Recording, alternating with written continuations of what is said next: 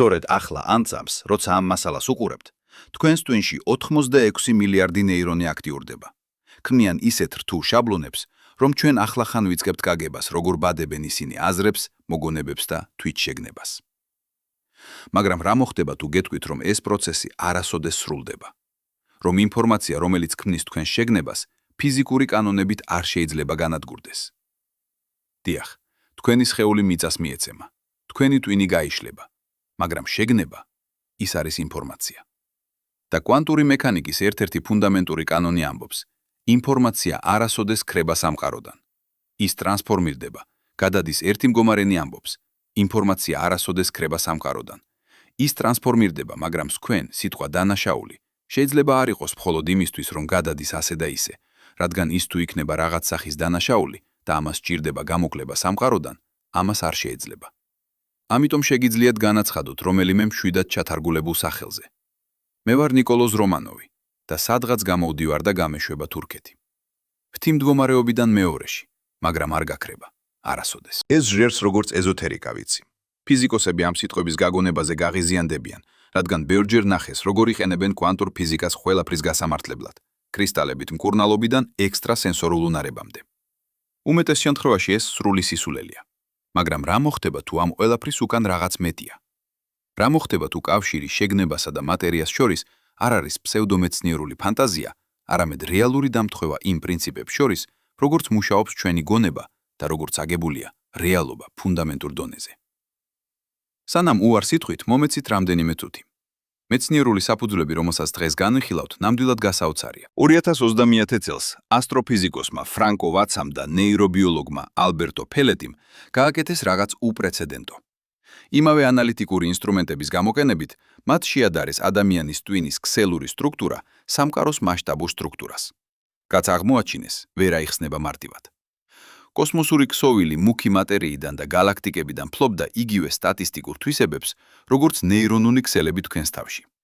იგივე განშტოების მოდელები, კლასტერიზაციის კოეფიციენტები და ინფორმაციის დინების დინამიკა. მსგავსება იყო იმდენად შთამბეჭდავი, რომ მათმა კომპიუტერულმა ალგორითმებმა ვერ გაარჩიეს ტვინის უჯრედების მიკროსკოპული სურათები გალაქტიკურ კლასტერთა ტელესკოპული ფოტოებისგან. რას ნიშნავს ეს დამთხევა? და თუ ეს საერთოდ არ არის დამთხევა. გაიხსენეთ, რომ სამყარო არ არის მხოლოდ დიდი სივრცე, სადაც ყველაფერი შემთხვევით მოძრაობს. ის არის ინფორმაციის დამუშავების გიგანტური სისტემა. ყოველი ატომი, ყოველი ფოტონი, ყოველი კვანტური ურთიერთქმედება, ეს ყველაფერი ინფორმაციის გადაცემაა. და თქვენი შეგნება, ის ასევე ინფორმაციის დამუშავების პროცესია. თქვენი ნეირონები არ ქმნიან აზრებს მაგიური გზით. ისინი ამუშავებენ, ინახავენ და გადასცემენ ინფორმაციას. ზუსტად ისევე, როგორც ეს აკეთებს სამყარო უფრო დიდ მასშტაბში. ახლა მოდით დავფიქრდეთ ერთ უმნიშვნელოვანეს კითხვაზე. რა ხდება ინფორმაციასთან, როცა ის აღარ ჭირდება სისტემას? კომპიუტერში თქვენ შეგიძლიათ წაშალოთ ფაილი, მაგრამ ფიზიკაში ეს ისე არ მუშაობს. არსებობს ფუნდამენტური კანონი, რომელსაც უწოდებენ ინფორმაციის შენარჩუნების პრინციპს. მას ამბობს, ინფორმაცია არასოდეს ქრება. ის შეიძლება ტრანსფორმირდეს, განაწილდეს, გახდეს ხელმისაწვდომი სხვა ფორმით, მაგრამ სრულად გაქრობა ეს წინააღმდეგობაში მოდის კვანტური მექანიკის ძირითად პრინციპებთან. სტივენ ჰოკინგმა მთელი თავისი კარიერის ნახევარი დაუთმო ამ პრობლემას. როცა აღმოაჩინა, რომ შავი ხვრელები ასხივებენ გამოსხივებას და თანდათან ქრებიან, წარმოიშვა პარადოქსი. რა ხდება ინფორმაციას, რომელიც ჩავარდა შავ ხვრელში? ჩავარდა შავ ხვრელში. თუ შავი ხვრელი სრულად განადგურდება, ინფორმაცია ქრება? ეს იქნებებოდა ფიზიკის ფუნდამენტური კანონების დარღვევა. 10 წლეულების განმავლობაში ფიზიკოსები იბრძოდნენ ამ საკითხთან და საბოლოოდ მივიდნენ დასკვნამდე. ინფორმაცია რჩება. ის გადადის სხვა ფორმაში, კოდირებულია ჰოკინგის გამოსხივებაში, მაგრამ არ გაქრება. ახლა კი გადავიდეთ ყველაზე შემაძრწუნებელ კითხვაზე. თუ ინფორმაცია ფიზიკურად ვერ განადგურდება სამყაროში და თუ თქვენი შეგნება არის ინფორმაციის მოწესრიგებული სტრუქტურა, მაშინ რა ხდება იმ ინფორმაციასთან, როცა თქვენი სხეული კვდება? თქვენი სხეული, დიახ, ის დაიშლება. თქვენი ნეირონები შეწყვეტენ ელექტრული სიგნალების გენერირებას. ატომები, რომლებიც ქმნიან თქვენს უჯრედებს, დაბრუნდებიან გარემოში. მაგრამ თქვენ, როგორც ინფორმაციული სტრუქტურა, იმ შაბლონების ერთობლიობა, რომელიც ქმნიდა თქვენს მოგონებებს, თქვენს ხასიათს, თქვენს გამოცდილებას, ეს ინფორმაცია სადღაც უნდა იყოს, რადგან ფიზიკა ამბობს, ის ვერ გაქრება. ეს ჟრებს როგორც ფილოსოფიური სპეკულაცია.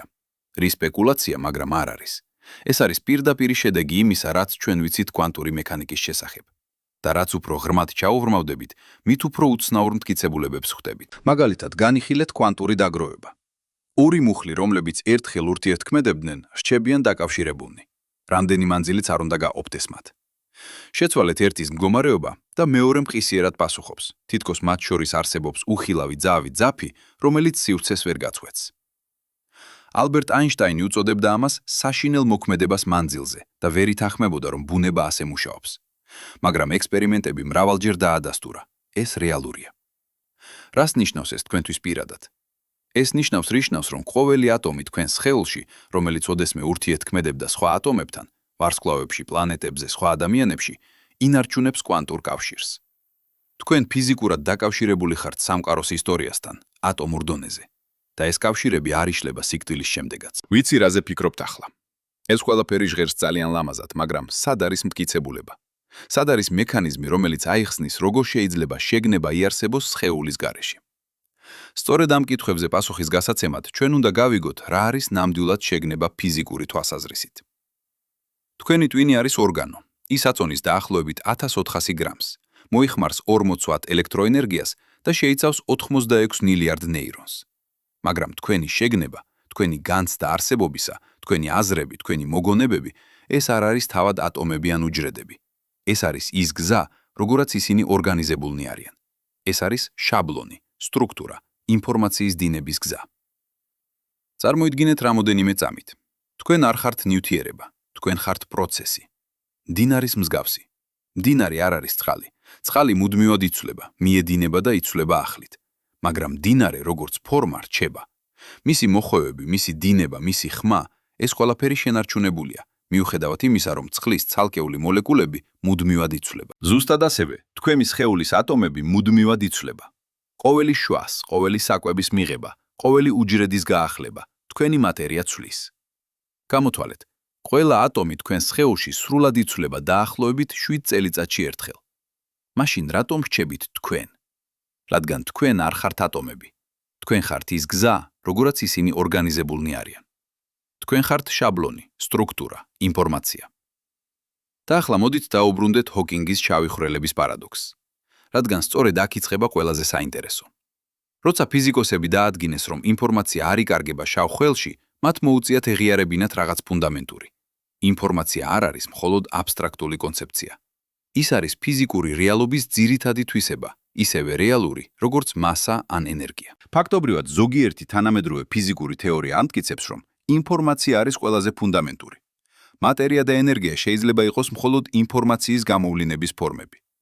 ეს იდეა, რომელსაც ზოგჯერ ის-ბიტიდან უწოდებენ, აღმავალ აღიარებას იძენს. ჯონ არჩიბალდ უილერმა, ერთ-ერთმა ბრწყინვალე ფიზიკოსმა, მე-20 საუკუნის მეორე ნახევარში ჩამოაყალიბა ეს პრინციპი. ყველაფერი, ყოველი მუხლი, ყოველი ველი ფიზიკაში პირველ რიგში მოდის ინფორმაციიდან. მაშ რას ნიშნავს ეს იმ კითხვისთვის, რაც ყველაზე მეტად გაინტერესებთ? რა ხდება თქვენს შეგნებასთან სიკვდილის შემდეგ? თუ თქვენი შეგნება არის ინფორმაციის სტრუქტურა და თუ ინფორმაცია არასოდეს ქრება, მაშინ ლოგიკურად გამომდინარეობს. ის ინფორმაცია, რომელიც ქმნის თქვენ, აუცილებლად უნდა იარსებოს სიკვდილის შემდეგაც. მაგრამ როგორ? სად? აქ ჩვენ ვაწოდებით პრობლემას. რადგან პასუხი ამ კითხვაზე დამოკიდებულია იმაზე, რას გულისხმობთ არსებობის ქვეშ. თქვენი ნეირონები, ის სუბსტრატი, რომელზეც თქვენი შეგნების შაბლონია ამჟამად განთავსებული, დაიშლება. მაგრამ ინფორმაცია თავად შაბლონი. ფიზიკის კანონები ამბობენ, რომ ის სადღაც უნდა გაგრძელდეს. ზოგიერთი ფიზიკოსი გვთავაზობს, რომ ეს ინფორმაცია ნაწილდება კვანტურ სფეროში, ხდება ნაწილი სამყაროს საერთო ინფორმაციული მდგომარეობისა. სხვები ვარაუდობენ უფრო რადიკალურ იდეებს, რომ შეგნება შეიძლება იყოს ფუნდამენტური თვისება სამყაროსი, არა წარმოებული, არამედ მთავარი. ეს უკანასკნელი იდეა, ცნობილი როგორც პანფსიქიზმი, ახალი არ არის, მაგრამ ის იღებს ახალ სიცოცხლეს კვანტური მექანიკის შუქზე. რადგან კვანტურ მექანიკაში დაკვირვება, აქტი, რომელიც მოითხოვს რაღაც ინფორმაციას დააფიქსიროს, ფუნდამენტურია რეალობის ფორმირებისთვის. სანამ არავინ დააკვირდება, კვანტური სისტემა არსებობს ყველა შესაძლო მდგომარეობის სუპერპოზიციაში. ხოლო დაკვირვებისას არჩევს ის კონკრეტულ მდგომარეობას. ეს ნიშნავს, რომ შეგნება ან მინიმუმ ინფორმაციის დაფიქსირების უნარი არის ჩამონტაჟებული თავად რეალობის ქსოვილში. შეგნება არ არის რაღაც, რაც პროდუცირდება სამყაროს მიერ. ის შეიძლება იყოს თავად სამყაროს ძირითადი თვისება. ფიქრობთ ამაზე რამოდენიმე წუთს. თუ ეს მართალია, მაშინ თქვენი ინდივიდუალური შეგნება არის როგორც ტალღა ოკეანეში.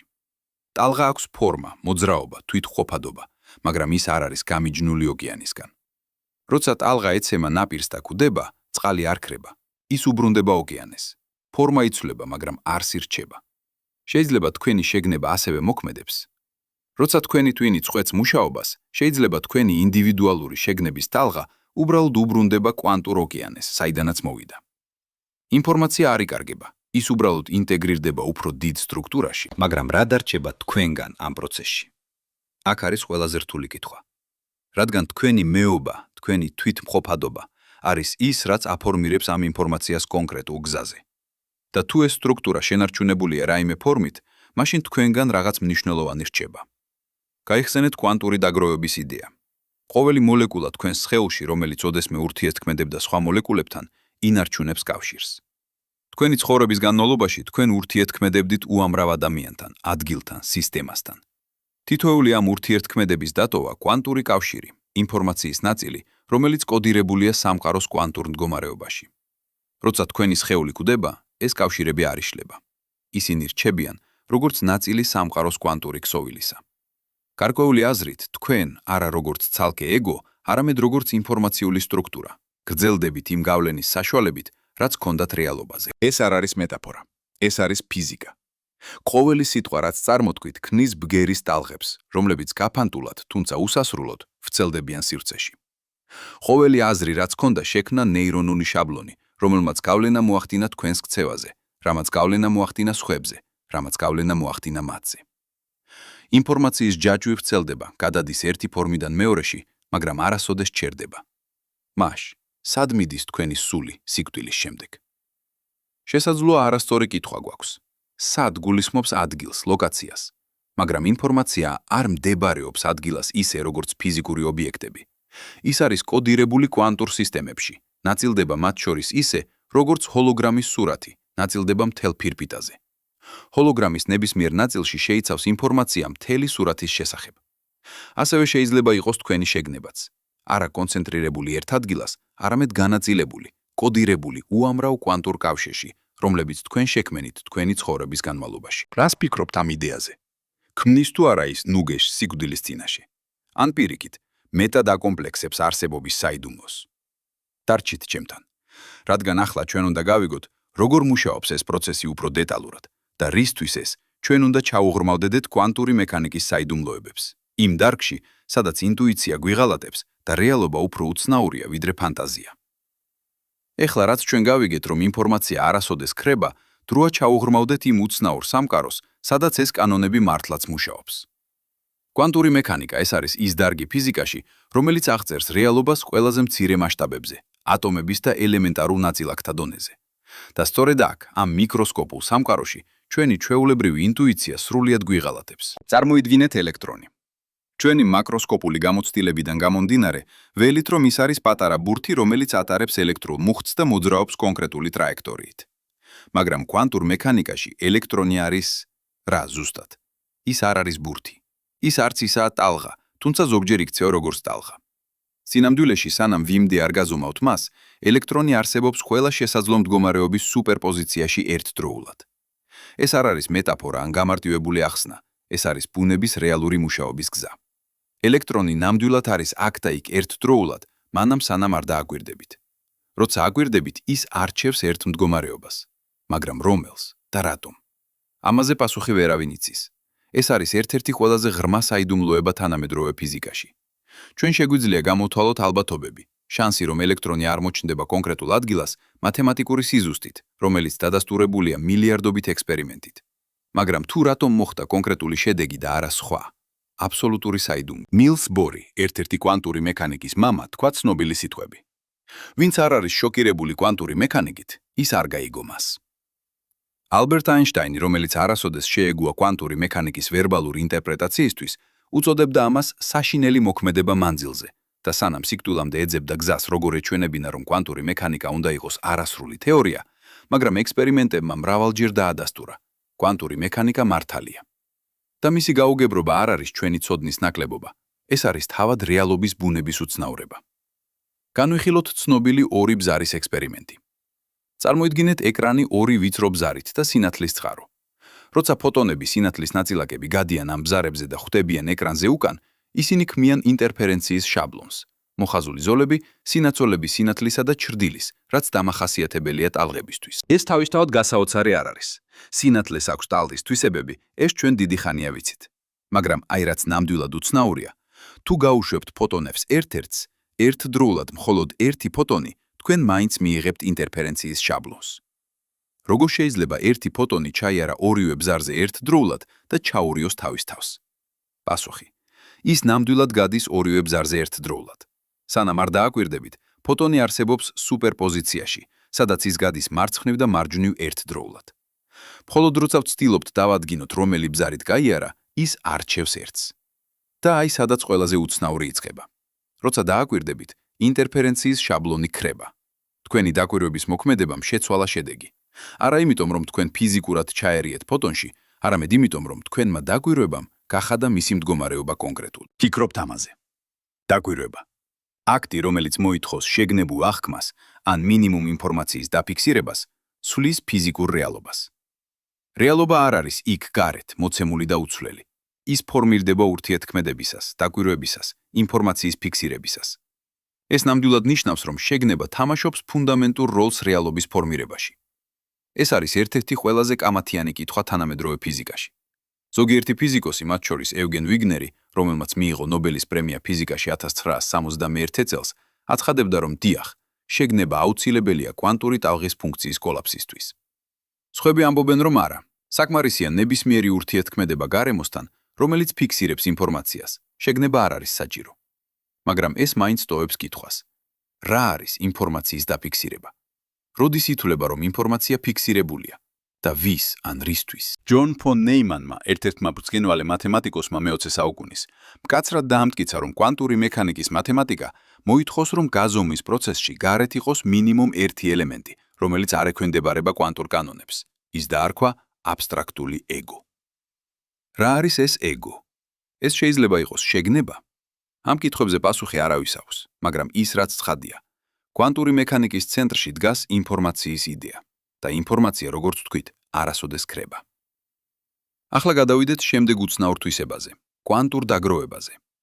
ეს არის ფენომენი, რომელიც ალბერტ აინშტაინს ისე აშფოთებდა, რომ უწოდა მას საშინელი მოქმედება მანძილზე.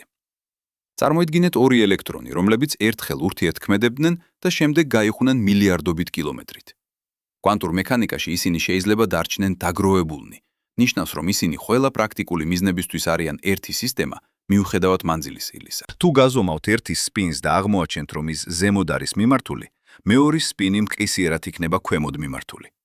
არა იმიტომ, რომ ერთმა გაუგზავნა სიგნალი მეორეს, არამედ იმიტომ, რომ მათ არ აქვთ დამოუკიდებელი მდგომარეობები. ისინი არიან ნაწილი ერთიანი სისტემისა. ეს არ არის თეორიული სპეკულაცია.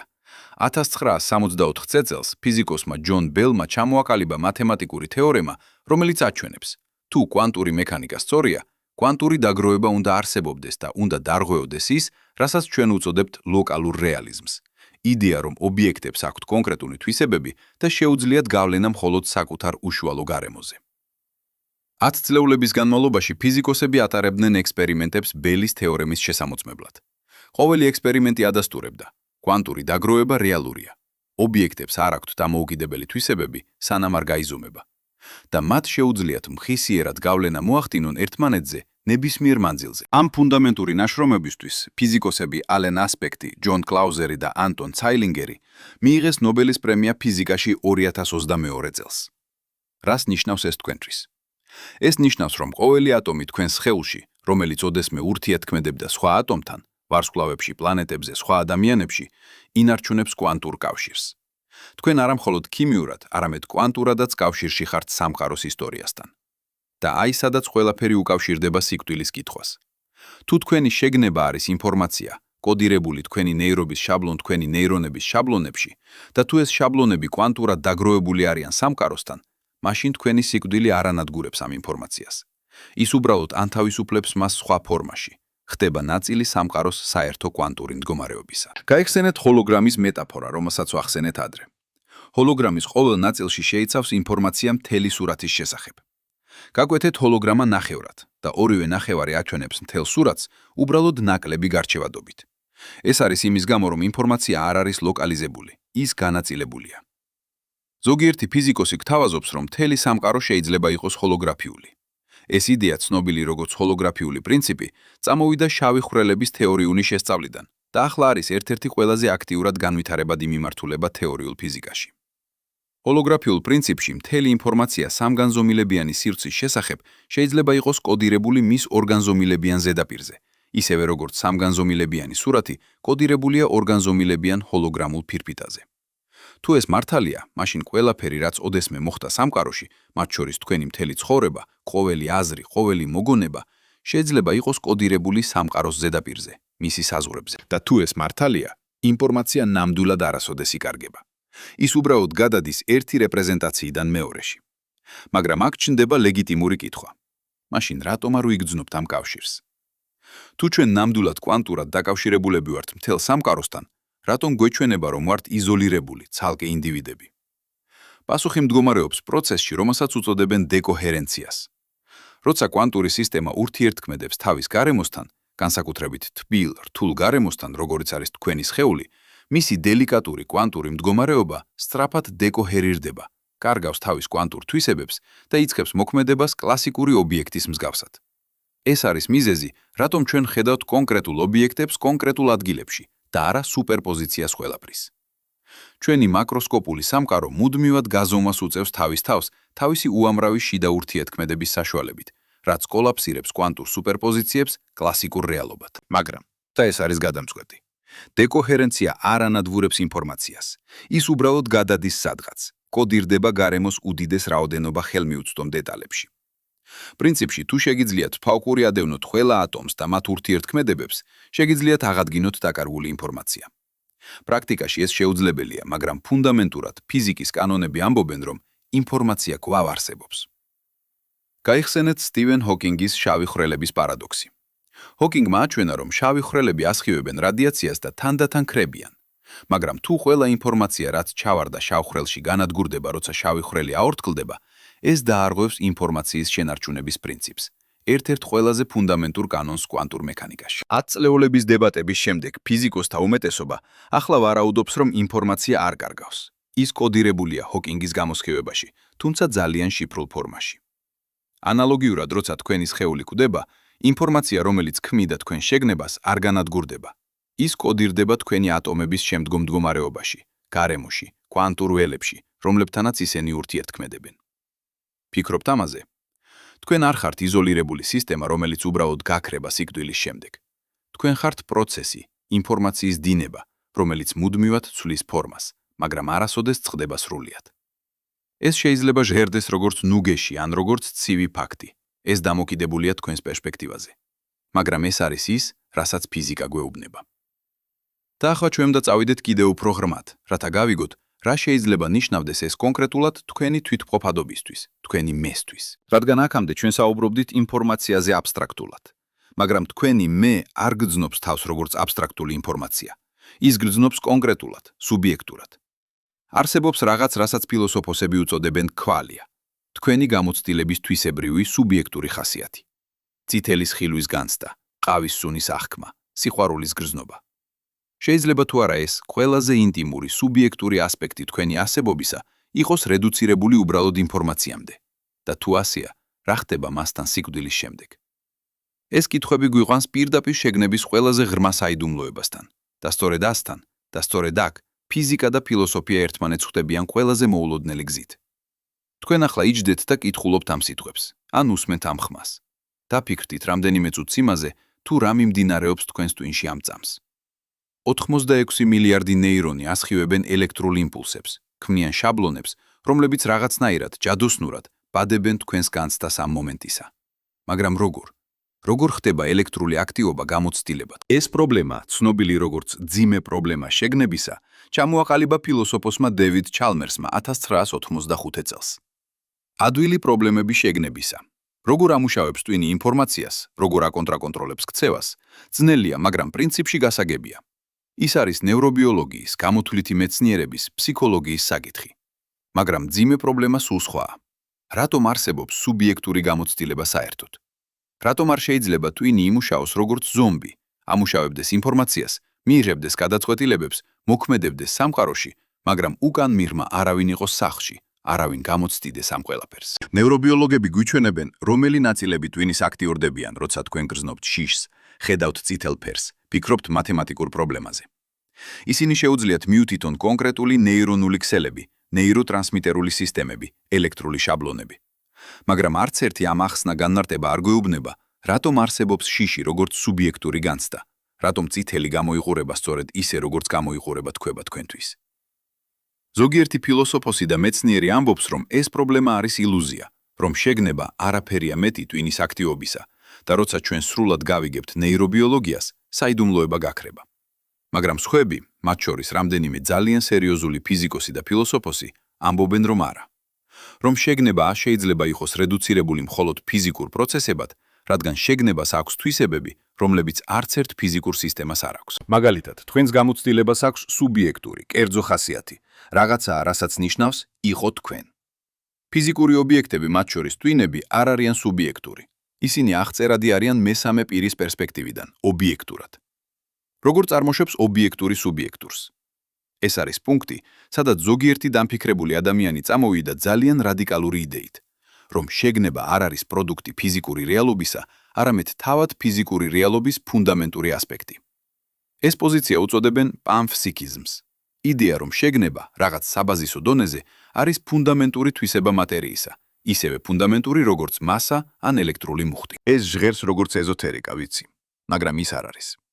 რამდენიმე სერიოზული ფილოსოფოსი და მეცნიერი აცხადებს ამ იდეას, მათ შორის ფიზიკა ნობელის ლაურეატი როჯერ პენროუზი. პენროუზი და ანესთეზიოლოგი სტიუარტ ჰამეროფი ჩამოაყალიბეს თეორია სახელწოდებით ორკესტრირებული ობიექტური რედუქცია, რომელიც ვარაუდობს, რომ შეგნება წარმოიქმნება კვანტური პროცესებიდან ნეირონებში, კონკრეტულად მიკროტუბულებში, მცირე სტრუქტურებში უჯრედის შიგნით. მათი იდეა არის, რომ შეგნება არის თავად სივრცე დროის ძირითადი თვისება, რომელიც ვლინდება, როცა კვანტური სუპერპოზიციები კოლაფსირდება. ეს არის კონტროვერსიული თეორია და ბევრი ნეიროლოგი სკეპტიკურია, მაგრამ ის წარმოადგენს სერიოზულ მცდელობას შერწყმისა კვანტური ფიზიკისა და შეგნების პრობლემისა. თუნდაც თუ პენროუზის კონკრეტული თეორია არასწორია, ის წამოჭრის მნიშვნელოვან კითხვას. რა არის კავშირი შეგნებასა და კვანტურ მექანიკას შორის? გაიხსენეთ, რაც თქვით კვანტურ დაკვირვებაზე. გაზომვა, აქტი, რომელიც იწვევს კვანტური სუპერპოზიციის კოლაფს კონკრეტულ მდგომარეობაში. არის ცენტრალური კვანტურ მექანიკაში. მაგრამ რა არის გაზომვა? როდის ხდება ის? ფიზიკოსი ევგენ ვიგნერი, რომელმაც მიიღო ნობელის პრემია 1961 წელს, ჩამოაყალიბა ცნობილი აზრის ექსპერიმენტი, რომელიც ცნობილია როგორც ვიგნერის მეგობარი. წარმოიდგინეთ, რომ თქვენი მეგობარი ჩაკეტილია ლაბორატორიაში და აკეთებს კვანტურ ექსპერიმენტს, მაგალითად გაზომვა ელექტრონის სპინს. მისთვის, როცა ის აკეთებს გაზომვას, კვანტური სუპერპოზიცია კოლაფსირდება და ელექტრონი იღებს კონკრეტულ სპინს. მაგრამ თქვენთვის გარედან მთელი სისტემა, ელექტრონი და თქვენი მეგობარი, რომელმაც გაზომა ის, კვლავ არის სუპერპოზიციაში. თქვენი მეგობარი არის სუპერპოზიციაში, დანახული სპინი ზემოთ და დანახული სპინი ქვემოთ, მანამ სანამ თქვენ არ გახსნით კარს და აშიამოწმებთ. ეს ლოგიკურად გამომდინარეობს კვანტური მექანიკის მათემატიკიდან. მაგრამ ეს ასევე აბსურდულია. თქვენი მეგობარი ნამდვილად არ არის სუპერპოზიციაში ორი განსხვავებული გამოცდილებისა. ის ნამდვილად დაინახა კონკრეტული შედეგი. ასე რომ, სად ხდება კოლაფსი? ვიგნერი თავად მივიდა დასკვნამდე, რომ კოლაფსი ხდება, როცა შეგნება ირებს მონაწილეობას, როცა რეალური, შეგნებული დამკვირვებელი ხდება ამის მიღება მონაცემებისა. ეს არ არის მაინსტრიმული პოზიცია თანამედროვე ფიზიკაში, მაგრამ ის გვიჩვენებს, რამდენად ღრმად იბრუნება კვანტური მექანიკა შეგნების პრობლემასთან. უმეტესი ფიზიკოსები ამბობენ, რომ კოლაფსი ხდება, როცა კვანტური სისტემა დეკოჰერირდება ურთიერთქმედებით გარემოსთან და შეგნება არ არის საჭირო. მაგრამ ეს კვლავ არ პასუხობს კითხვას.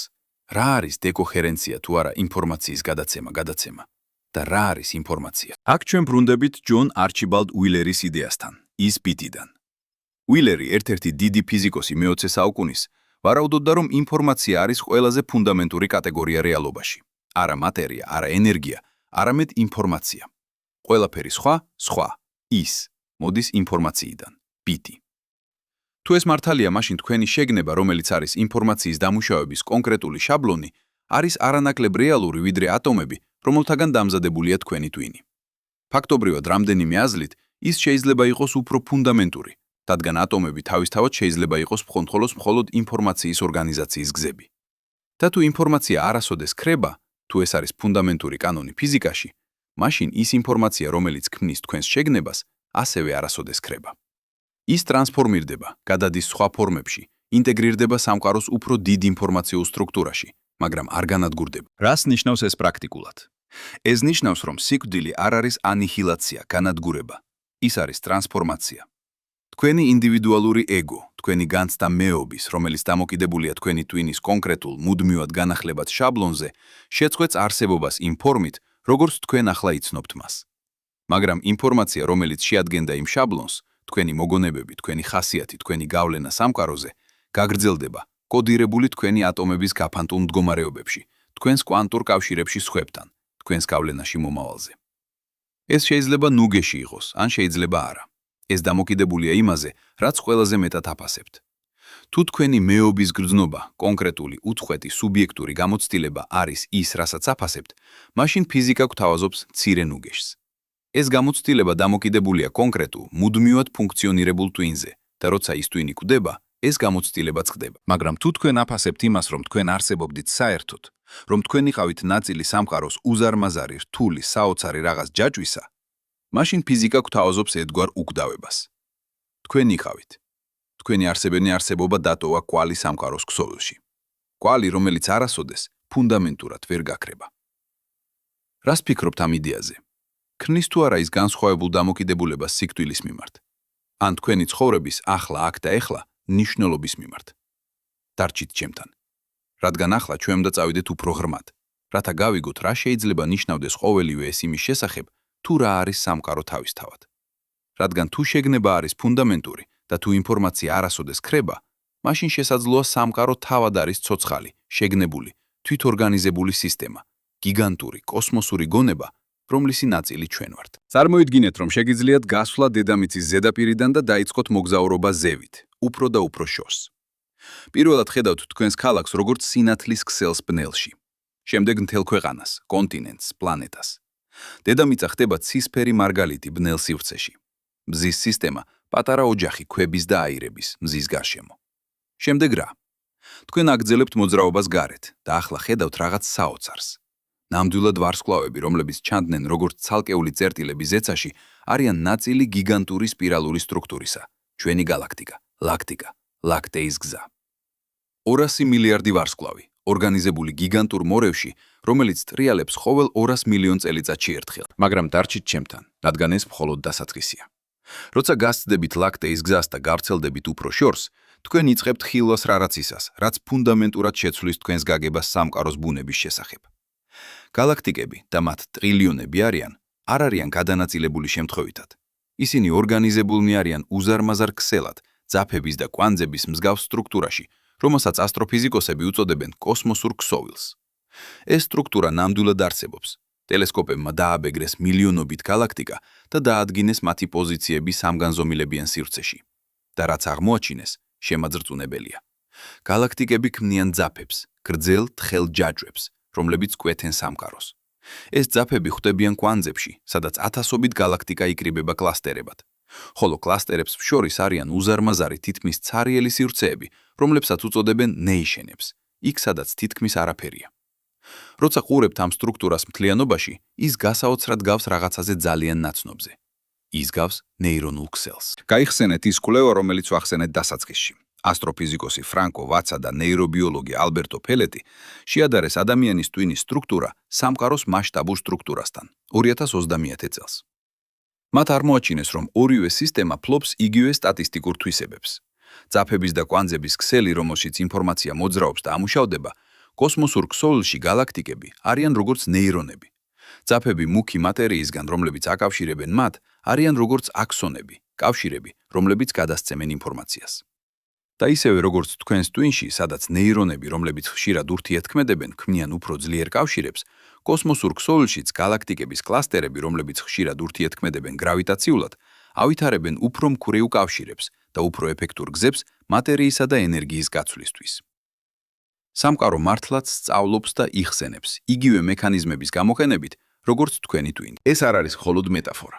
ვატსამ და ფელეტინ გამოთვალეს, რომ ინფორმაციის რაოდენობა, რომელიც შეიძლება იყოს შენახული კოსმოსურ ქსოვილში, შედარებადია ინფორმაციის ჯამური ტევადობით ყველა ადამიანის twin-ი საერთად აღებული. სამყარო მატერიის ორგანიზაციის თვალსაზრისით ფლობს ტევადობას, რომ იყოს გიგანტური კოსმოსური გონება. მაგრამ რას ნიშნავს ეს? ნიშნავს თუ არა ეს, რომ სამყარო ნამდვილად არის შეგნებული. ეს კითხვა გადაგვაქვს ძალიან რადიკალურ იდეასთან, პანფსიქიზმის იდეასთან, რომელსაც ჩვენ უკვე ვახსენეთ. პანფსიქიზმი ამტკიცებს, რომ შეგნება არ არის რაღაც, რაც მხოლოდ რთულმა ნეირონულმა სისტემებმა გამოიმუშავა. ის არის ფუნდამენტური თვისება მატერიისა, არსებული ყოველგან, თუნდაც ძალიან პრიმიტიულ ფორმაში. ელექტრონს აქვს მასა და ელექტრული მუხტი. ეს არიან მისი შინაგანი თვისებები. ისებები.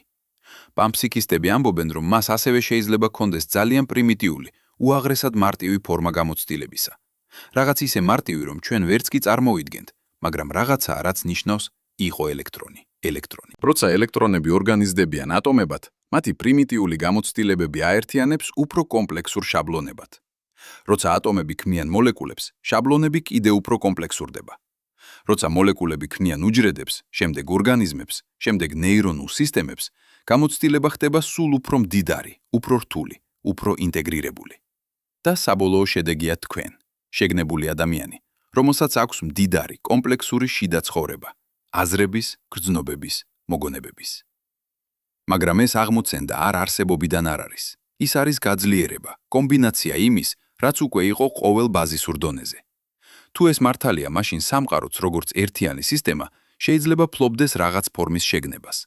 არა ადამიანის მსგავს შეგნებას, არა აზრებით სიტყვებში, არა მოგონებებით წარსულის შესახებ. სამყაროს არ აქვს twin-ი როგორც ჩვენ, მაგრამ მას აქვს სტრუქტურა, რომელიც ამუშავებს ინფორმაციას, რომელიც სწავლობს, რომელიც იხსენებს, რომელიც თვითორგანიზდება. ზოგიერთი ფიზიკოსი, როგორიცაა მაქს ტეგმარკი მასაჩუსეტსის ტექნოლოგიური ინსტიტუტიდან, წავიდა კიდევ უფრო შორს. ტეგმარკი ვარაუდობს, რომ მთელი სამყარო არის მათემატიკური სტრუქტურა, რომ ფიზიკური რეალობა და მათემატიკა არ არიან ორი განსხვავებული რამ, არამედ ერთი და იგივე. თუ ეს მართალია, მაშინ სამყარო არის თვითშემეცნებული მათემატიკური ობიექტი, სტრუქტურა, რომელიც იცის თავის თავს საკუთარი შიდა ლოგიკის საშუალებით. ეს ჟღერს როგორც ფილოსოფიური სპეკულაცია და რომელიმე აზრით ესაა, მაგრამ ის ემყარება სერიოზულ მეცნიერულ დაკვირვებებს. სამყარო ასახავს რეგულარობას, სამართლიანოთლიანობას, მათემატიკურ სილამაზეს, რომელიც ვერ აიხსნება, თუ ის მხოლოდ შემთხვევითი აგრეგატია ნივთიერებისა. ფიზიკოსი ევგენ ვიგნერი დაწერა ცნობილ ესეს სახელწოდებით მათემატიკის გონივრული არარაციონალური ეფექტურობა, პრიეფექტურობა ბუნებრივ მეცნიერებებში. მან იკითხა, რატო მუშაობს მათემატიკა ასე შესანიშნავად აღწერისთვის ფიზიკური სამყაროსა? რატო უნდა იყოს სამყარო მათემატიკურად გასაგები საერთო? ერთი შესაძლო პასუხი. რადგან სამყარო თავად არის მათემატიკური სტრუქტურა. და შეგნება, უნარი იცოდე, აქვს გამოცდილება, არის ფუნდამენტური თვისება ამ სტრუქტურის თავისთავად. მაშ, თუ ეს მართალია, რას ნიშნავს ეს თქვენი სიკვდილისთვის? ეს ნიშნავს, რომ თქვენ არ ხართ გამიჯნული სამყაროსგან, რომელიც ერთხელ გაქრება და დაივიწყება. თქვენ ხართ სამყაროს გზა თავის შემეცნებისა. თქვენი შეგნება არის ადგილობრივი გამოფრთხილება სამყაროს საერთო შეგნებისა, ისევე როგორც ტალღა არის ადგილობრივი ამოჩენა ოკეანის. როცა თქვენი twin-ი კვდება, ეს კონკრეტული გამოფრთხილება ხდება. თქვენი ინდივიდუალური პერსპექტივა, თქვენი ეგო, თქვენი განცდა, განცალკევებისა, ეს ყველაფერი ხდება. მაგრამ თქვენ, როგორც ინფორმაციის შაბლონი, როგორც ნაწილი სამყაროს კოსმოსური გონების, გრძელდებით. თქვენ უბრუნდებით სამყაროს, სადაც ყოველთვის იყავით. ფიქრობთ ამაზე რამდენიმე წამს. არა როგორც აბსტრაქტულ იდეაზე, არამედ როგორც შესაძლოა ქვეშეგნებურ ჭეშმარიტებაზე. როცა ხედავთ ვარსკვლავებს ღამის ცაზე, თქვენ არ უყურებთ რაღაცას უცხოს. თქვენ უყურებთ საკუთარ თავს, რადგან ატომები თქვენ სხეულში გაკეთდა იმ ვარსკვლავების გულში. კარლ საგანი თქვა, ჩვენ ვართ ვარსკვლავების ნივთიერება. ის მართალი იყო ბუკვალური, ფიზიკური აზრით. ყველა ელემენტი თქვენ სხეულში, ნახშირბადი, აზოტი, ჟანგბადი, რკინა, გაკეთდა ვარსკვლავების ბირთვულ ღუმელებში და გაფანტული იქნა სამყაროში, როცა ეს ვარსკვლავები აფეთქდნენ როგორც სუპერნოვები. მაგრამ შეგვიძლია წავიდეთ უფრო შორს. თქვენ არა მხოლოდ ვარსკვლავების ნივთიერება. თქვენ ხართ სამყაროს გზა თავის გაგებისა. სამყარო თავისი 14 მილიარდი წლის ევოლუციის საშუალებით ქმნიდა სტრუქტურებს უფრო და უფრო კომპლექსურებს. ატომებიდან მოლეკულებამდე, უჯრედებიდან ორგანიზმებამდე, ტვინებიდან ცივილიზაციებამდე. ყოველი ნაბიჯი იზრდებოდა სამყაროს უნარ სამუშაოს ინფორმაცია, იცოდეს, გაიგოს, შექმნას. და ახლა თქვენში, სამყაროს ამ კუთხეში, კოსმოსური გონება გაიღვიძა საკმარისად, რომ იკითხოს თავის თავზე. თქვენ ხართ სამყარო კითხვისას. რა ვარ? საიდან მოვედი? სად მივდივარ? ეს არ არის პოეზია, ეს არის ფიზიკა. თქვენი ტვინი თავისი 86 მილიარდი ნეირონით არის ყველაზე კომპლექსური სტრუქტურა, რომელიც ჩვენ ვიცით სამყაროში.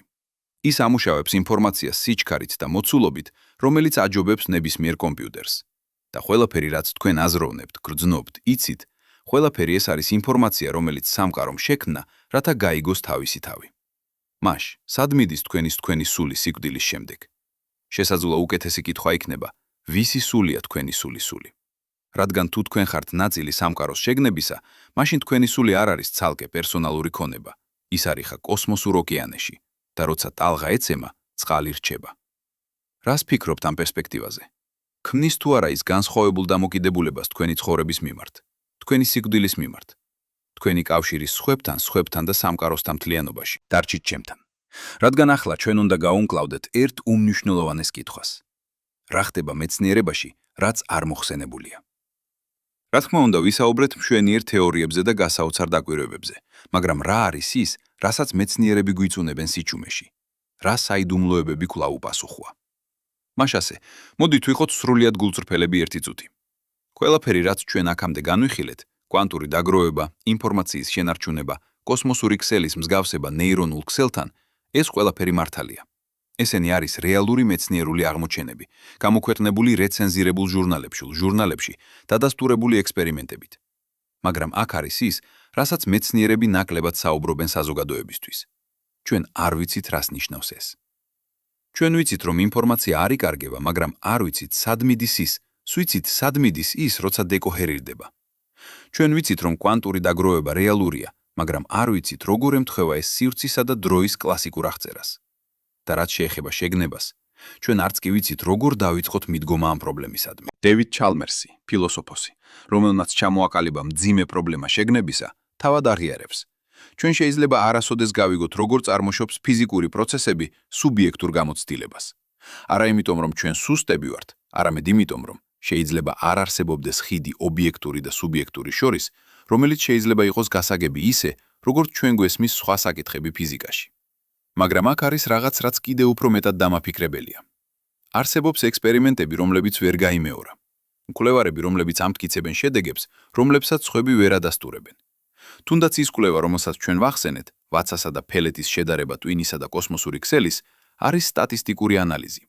ის არ ამტკიცებს, რომ სამყარო შეგნებულია. ის მხოლოდ აჩვენებს, რომ ორი სისტემას აქვთ მსგავსი სტატისტიკური თვისებები. 2017 წელს ერთმა კვლევის ჯგუფმა ჟენევის უნივერსიტეტიდან სცადა გაემეორებინა გარკვეული ექსპერიმენტები კვანტური დაგროვების შესახებ. ისეთები, რომლებიც იყო გამოყენებული როგორც მტკიცებულება, რომ შეგნება გავლენას ახდენს კვანტურ სისტემებზე. მათ ვერ შეძლეს. სრულიად ვერ. შედეგები იყო არაკონსისტენტური, გაურკვეველი. არ აჩვენეს სტატისტიკურად მნიშვნელოვან ეფექტს. რატომ არავის საუბრობს ამაზე? რადგან უარყოფითი შედეგები არ არის საინტერესებელი. მედია არ აქვეყნებს სათაურებს, მეცნიერებმა ვერ იპოვეს კავშირი შეგნებასა და კვანტურ მექანიკას შორის. ისინი აქვეყნებენ, შეგნება შეიძლება გავლენას ახდენდეს რეალობაზე, ამბობენ ახალი კვლევები.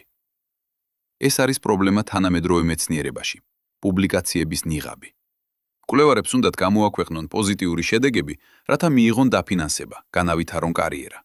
უარყოფითი შედეგები რჩება უკან, გამოუქვეყნებელი, დაივიწყება. ეს ქმნის დამახინჯებულ სურათს იმისა, რაც ჩვენ ნამდვილად ვიცით. და შემდეგ არის ის, რასაც მეცნიერები უბრალოდ არ ესმით.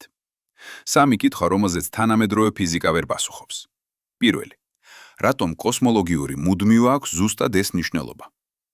კოსმოლოგიური მუდმივა ეს არის რიცხვი, რომელიც აღწერს სამყაროს დაჩქარებულ გაფართოებას. მისი მნიშვნელობა არის დაახლოებით 1.18-1.10-1 ხარისხში. თუ ის იყო მხოლოდ უმცირესად განსხვავებული, ერთი ნაწილი ტრილიონის ტრილიონებში უფრო დიდი ან უფრო პატარა, სამყარო ან დაიშლებოდა ძალიან სწრაფად, რომ ჩამოყალიბდეს გალაქტიკები, ან დაიკუმშებოდა უკან დიდ აფეთქებაში პირველ წამებში. მაგრამ რატომ არის ის სწორედ მოხდენილი იმ პატარა დიაპაზონში, რომელიც იძლევა სამყაროს, სადაც ჩვენ ვიარსებებთ? არავის აქვს იდეა. მეორე. სად გაქრა ანტიმატერია დიდი აფეთქების შემდეგ? თეორია ვარაუდობს, რომ დიდ აფეთქებაში უნდა შექმნილიყო თანაბარი რაოდენობა მატერიისა და ანტიმატერიის. მაგრამ დღეს სამყარო თითქმის მთლიანად შედგება მატერიისგან. ანტიმატერია სადღაც წავიდა. რა მოხდა მასთან? არავის შეუძლია აიხსნას. მესამე. რა არის ნამდვილად შეგნება? როგორ წარმოიშვება სუბიექტური გამოცდილება ობიექტური ფიზიკური პროცესებიდან? ეს კითხვა დგას უცვლელად ათასობით წლის განმავლობაში და ჩვენ დღეს არანაკლებ დაბნეულები ვართ ვიდრე ძველი ბერძნები. ეს არის სიმართლე. ჩვენ არ ვიცით. მეცნიერება არ არის სრულყოფილი დახურული სისტემა ცოდნის. ის არის მიმდინარე პროცესი სავსე გაურკვევლობებით, ბით, წინააღმდეგობებით, უპასუხო კითხვებით. და კიდევ ერთი რამ, რაზეც ნაკლებად საუბრობენ. მეცნიერები არ თახდებიან ერთმანეთს. საზოგადოება ფიქრობს, რომ მეცნიერება ერთიანია, რომ მეცნიერები ყველა იზიარებენ იმავე შეხედულებას, მაგრამ რეალურად კულისებს უკან არის სასტიკი დებატები. ნახევარი ფიზიკოსები მჯერათ ერთ რამეზე, მეორე ნახევარი სრულიად საპირისპიროზე. მაგალითად, კვანტური მექანიკის ინტერპრეტაცია. კოპენჰაგენის ინტერპრეტაცია ამბობს, რომ კვანტური სისტემა არ აქვს კონკრეტული მდგომარეობა, სანამ არ გაიზომება. ბევრი სამყაროების ინტერპრეტაცია ამბობს, რომ ყოველი შესაძლო შედეგი რეალურად ხდება სხვადასხვა პარალელურ სამყაროში. დი ბროიბომის მექანიკა ამბობს, რომ არსებობს დამალული ცვადები, რომელიც ადგენს კონკრეტულ შედეგებს. და ეს მხოლოდ 3 ყველაზე პოპულარული ინტერპრეტაციაა. არსებობს 10-ზე მეტი სხვა. ვინ მართალია? არავინ არ იცის. რადგან ყველა ინტერპრეტაცია იძლევა იგივე ექსპერიმენტულ პროგნოზებს. ისინი არიან ფილოსოფიურად განსხვავებული, მაგრამ ემპირიულად გარჩევადი. მაშ, როცა მეცნიერი გეუბნება, კვანტური მექანიკა გვიჩვენებს, რომ რეალობა მუშაობს ამ გზით, იღავით სკეპტიკურმი. იკითხეთ, რომელი ინტერპრეტაციის მიხედვით, რადგან პასუხი ძირითადად იცვლება. და აქ არის ყველაზე დამაფიქრებელი ნაწილი. ბევრი იმისა, რაც ჩვენ თქვით ამ სცენარში, იდეა, რომ შეგნება შეიძლება იყოს ფუნდამენტური, რომ სამყარო შეიძლება იყოს ერთგვარი გიგანტური გონება, ეს არის ექსტრაპოლაცია. ჩვენ ვირიებთ, რასაც ვიცით, ინფორმაციის შენარჩუნება, კვანტური დაგროვება, სტრუქტურული მსგავსება ტვინსა და კოსმოსურ ქსელს შორის და ვცდილობთ შევაერთოთ ის თანმიმდევრულ მსოფლმხედველობაში. მაგრამ ეს შეერთებები არ არის დამტკიცებული. ისინი არის ჰიპოთეზები, სპეკულაციები, ფილოსოფიური ექსტრაპოლაციები, ექსპერიმენტული მონაცემებიდან. ისინი შეიძლება იყოს მართალი, ან შეიძლება სრულიად არასწორი იყოს. მაგრამ აქ არის ის, რაც მე მჯერა, და ეს არის პირადი რწმენა, არა მეცნიერული ფაქტი. უფრო მნიშვნელოვანია დავსვათ კითხვები, ვიდრე ვქონდეს პასუხები. უფრო მნიშვნელოვანია იყო გახსნილი შესაძლებლობისადმი, ვიდრე დაიკეტო დოგმაში. უფრო მნიშვნელოვანია გვახსოვდეს, რომ ჩვენ არ ვიცით, ვიდრე ვიქცეთ ისე თითქოს ვიცით. რადგან როცა ჩვენ გვახსოვს, რამდენს არ ვიცით, ჩვენ რჩებით ღიები. ღიები ახალი იდეებისადმი, ახალი აღმოჩენებისადმი, ახალი გზებისადმი გაგებისა. რა ვართ და რა არის ეს სამყარო, სადაც ვიპოვეთ თავი. და ეს გვიყვანს ბოლო ნაწილამდე ჩვენი მოგზაურობის. რადგან ახლა როცა გავიგეთ, რაც ვიცით და რაც არ ვიცით, დროა დაუბრუნდეთ თავდაპირველ კითხვას. სად მიდის თქვენი სული სიკვდილის შემდეგ და რას ნიშნავს ეს თქვენი ცხოვრებისთვის ახლა, აქ, ამ წამში? მოდით დავუბრუნდეთ საწყის წერტილში. თქვენ იჯდეთ აქ, ამ წამს, ამ ადგილას. თქვენი გულია სცემს, თქვენი ფილტვები სუნთქავენ, თქვენი ტვინი ამუშავებს ინფორმაციას, თქვენ ცოცხალი ხართ. მაგრამ ეს არ გაგრძელდება სამუდამოდ. ერთ დღეს, შეიძლება ხვალ, შეიძლება 90 წლის შემდეგ, თქვენი გული შეწყვეტს სცემას, თქვენი ფილტვები შეწყვეტენ სუნთქვას, თქვენი ტვინი შეწყვეტს აქტივობას და თქვენ, ის, ვინც თავს გრძნობს როგორც მე, გაქრება. ეს შემზარავია. ბუნებრივია ვეშინოდეთ ამას. მაგრამ რას ვისწავლეთ ამ მოგზაურობის განმავლობაში? ჩვენ ვისწავლეთ, რომ ინფორმაცია არასოდეს ქრება. ეს არის ფუნდამენტური კანონი ფიზიკაში, ისევე ძირითადი როგორც ენერგიის შენარჩუნება. ყოველივე, რაც ოდესმე მოხდა, ყოველი აზრი, ყოველი გრძნობა, ყოველი გამოცდილება, დატოვა კვალი, ინფორმაციის ნაწილი სამყაროს კვანტურ მდგომარეობაში. ეს არ ნიშნავს, რომ თქვენი ეგო, თქვენი განცდა თქვენობის გაგრძელდება სიკვდილის შემდეგ. სავარაუდოდ არა. თქვენი ეგო დამოკიდებულია კონკრეტულ, მუდმივად მოქმედ ტვინზე. როცა ის ტვინი კვდება, ეგო კვდება მასთან ერთად. მაგრამ თქვენ, როგორც ინფორმაციის შაბლონი, როგორც პროცესი, როგორც ერთგვარი ორგანიზაცია, არ განადგურდება. თქვენ ტრანსფორმირდებით. ტრანსფორმირდებით. წარმოიდგინეთ სანთელი, რომელიც იწვის. ალი არ არის რამე, რაც არსებობს როგორც ობიექტი. ალი არის პროცესი, ქიმიური რეაქცია, რომელიც თავისუფლდება ენერგიას სითბოს და სინათლის სახით. როცა სანთელი დაიწვება, ალი კვდება, მაგრამ ენერგია არ ქრება. ის გადადის გარემოში როგორც სითბო, როგორც ფოტონები, რომლებიც მოძრაობენ სივრცეში, როგორც კინეტიკური ენერგია ჰაერის მოლეკულებში. ასევე თქვენთანაც. თქვენი შეგნება, ის პროცესი, რომელიც თქვენ არის, არ არსებობს როგორც ობიექტი. ის არის შაბლონი, ინფორმაციის დინება, ორგანიზაცია. როცა თქვენი ტვინი კვდება, ეს შაბლონი იშლება, მაგრამ ინფორმაცია, რომელიც შეადგენდა მას, გადადის სხვა ფორმებში. სად? ყველგან. თქვენი ატომები დაბრუნდება გარემოში, ხდება ნაწილი სხვა ორგანიზმების, სხვა სისტემების. თქვენი კვანტური დაგროვებები, კავშირები, რომლებიც თქვენ ქმენით თქვენი ცხოვრების განმავლობაში, რჩებიან კოდირებული სამყაროს კვანტურ ქსოვილში. თქვენი გავლენა სხვა ადამიანებზე, საზოგადოებაზე, კულტურაზე, ეს გაგრძელდება, გაფართოვდება, ვრცელდება როგორც რიფლები აუზში. თქვენ არ გაქრებით, თქვენ გადახვევით სხვა ფორმაში. ეს შეიძლება არ იყოს ის სახის უკვდავება, რომელზეც იმედოვნებთ.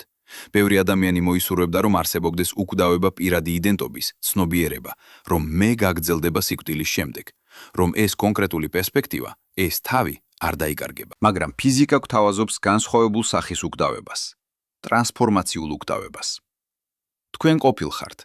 თქვენი არსებობა ჩაიწერა სამყაროს ისტორიაში და იმის გამო, რომ ინფორმაცია არასოდეს ქრება, ეს ჩანაწერი არასოდეს გაქრება სრულად. ის შეიცვლება, გაფანტული იქნება, გახდება თითქმის ხელმიუწვდომელი, მაგრამ იქნება. პრინციპში თუ რაღაც ყოვლის შემძლე არსება, ან უზარმაზარი სუპერკომპიუტერი, შეძლებდა თვალთვალს ყველა ატომზე სამყაროში და მათ ყველა ურთიერთქმედებაზე, მათ შეეძლოთ აღედგინათ თქვენი არსებობის ჩანაწერი. თქვენ იქნებოდით იქ, კოდირებედით იქ, კოდირებული დროისა და სივრცის ქსოვილში, ისევე პერმანენტული, როგორც ნებისმიერი სხვა ფიზიკური ფაქტი. ეს არ არის ნუგეში, თუ თქვენ გინდათ იარსებოთ როგორც ცნობიერი ეგო სიკვდილის შემდეგ. მაგრამ ეს არის რაღაც, ცოდნა, რომ თქვენი არსებობა არ იყო უშინაარსო, რომ თქვენ იყავით ნაწილი რაღაცისა მეტისა ვიდრე თქვენი თავი, რომ ფიზიკის ფუნდამენტური კანონები გარანტირებს, რომ თქვენი კვალი სამყაროში არასოდეს გაქრება სრულად. ეს გვიყვანს ბოლო კითხვასთან. რას ნიშნავს ყოველივე ეს თქვენი ცხოვრებისთვის ახლა? თუ თქვენ იცით, რომ თქვენი ინდივიდუალური შეგნება დროებითია, რომ ერთ დღეს ეს ალი ჩაქრება, რას აკეთებთ გარჩეულ დროში, რაც თქვენ გაქვთ? ზოგი ადამიანი ამბობს, თუ სიკვდილი არის დასასრული, მაშინ არაფერს მნიშვნელობა არ აქვს. მაგრამ მე ვფიქრობ პირიქით. თუ ეს ერთადერთი ცხოვრებაა, რაც გაქვთ, თუ ეს ერთადერთი შანსია იყო ცნობიერი, გამოცადოთ რეალობა, იყოთ ნაწილი სამყაროს საოცარი რაღაც პროცესისა, მაშინ ეს ცხოვრება ბეჭდურად ძვირფასია. ყოველი მომენტი, ეს მომენტი ახლა, როცა კითხულობთ ამ სიტყვებს, არის უნიკალური, შეუცვლელი. ის არასოდეს გამეორდება. ამ კონკრეტული კონფიგურაცია ატომების, ამ კონკრეტული შაბლონი აზრების თქვენს თავში, ეს კონკრეტული გამოცდილება არსებობისა, ეს ერთხელ იყო და აღარასოდეს იქნება.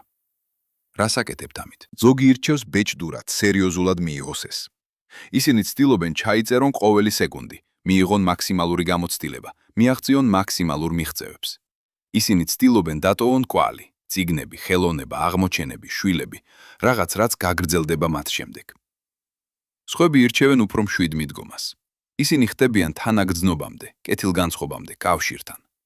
ისინი აცნობიერებენ, რომ თუ ჩვენ ყველა ერთიანი ვართ, თუ ჩვენი ინდივიდუალური შეგნებები არის ტალღები ერთ ოკეანეში, მაშინ როგორ ვეფრობით ერთმანეთს მნიშვნელობა აქვს. ბედნიერება, რომელიც თქვენ ამატებთ სამყაროში, არის ბედნიერება სამყაროში მთლიანობაში. ტკივილი, რომელსაც იწვევთ, არის ტკივილი, რომელსაც სამყარო გრძნობს. მე შემიძლია გითხრათ, როგორ უნდა იცხოვროთ, მაგრამ შემიძლია გითხრათ ეს. თქვენ არ ამცირე ხართ. თქვენ არ ხართ უმნიშვნელო ბწკარული მტვერი უსასრულო, გულგრილ სამყაროში. თქვენ ხართ სამყარო. თქვენ ხართ ერთი გზა, რომელთაც კოსმოსი შეგნებულად თავს იცნობს. თქვენი ყოველი აზრი არის სამყაროს აზრი. თქვენი ყოველი განცდა არის სამყაროს განცდა. თქვენი ყოველი მოქმედება არის სამყაროს მოქმედება. და როცა თქვენი ეს ალი ჩაქრება, როცა თქვენი ტვინი წყვეტს მოქმედებას და თქვენი გულის ცემა შეჩერდება, თქვენ არ გაქრებით არარაობაში. თქვენ უბრუნდებით სამყაროს, სადაც ყოველთვის იყავით. გახდებით ნაწილი ყველაფრის კიდევ ერთხელ, უფრო პირდაპირ გზით.